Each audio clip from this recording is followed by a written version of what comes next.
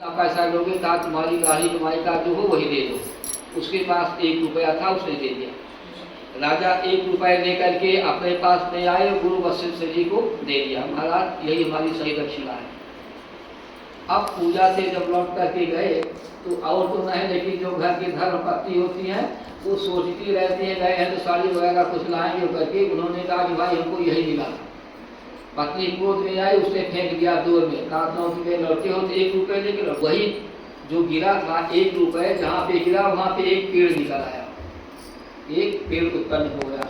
और उसमें जो है पेड़ पे जैसे पेड़ के नीचे एक रथ तैयार हो गया। तो राजा सोचने लगे कि आज तक ना ये कहाँ से आ गया। उसकी जब खुदाई हुई तो खोदा गया तो नौ रथ निकले। रथ निकलता था लेकिन खाली रहता था। अंत में एक रथ निकला जिसपे एक बालक बैठा हुआ था जिसका नाम था दशरथ। मतलब उसी 1 रुपये के प्रभाव से जो है सिक्के के प्रभाव से उसके पेड़ उत्पन्न हुआ। पेड़ की खुदाई हुई, जब तक पहुँचते तक जो है नवरथ जो है उसमें कुछ नहीं था। 10वें में एक बालक बैठा था जिसका नाम दशरथ हुआ। तो हमारी पूरी कथा कहने का मतलब ये है कि घर में अगर आप प्रसाद तैयार कर रही हैं तो आपके घर का जो मालवानी हो उसी का प्रसाद भी तैयार करना चाहिए। ऐसा इस पुराण में लिखा गया है।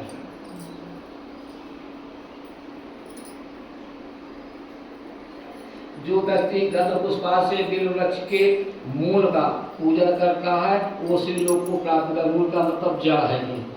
और उसके संतान और सुख की अभिवृद्धि होती रहती है। मतलब आप अपने मूल पर अगर जल चढ़ावा कहाँ तो उनके जो अगर कुछ नहीं है तो पुत्र प्राप्ति होगी।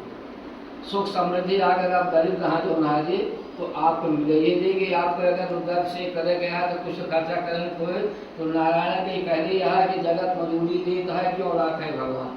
जिसे संसार का नियम है ये कोई मजदूर किया है तो जाते समय उसको कुछ मुद्रा दे दिया कि उसकी पूंजी। उसी प्रकार से आप अगर पूजा की सामग्री में जितना खर्चा किए हैं नारायण उसको शाम का पूरा कर देते हैं। जगत मजदूरी देता है क्यों राखे भगवान।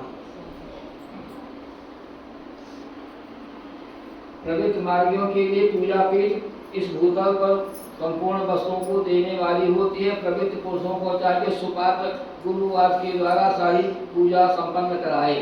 माते कहा कीजिए जिसे पूजों के कुछ विधान होते हैं। पूजा का विधान ये होता है कि जैसे आपने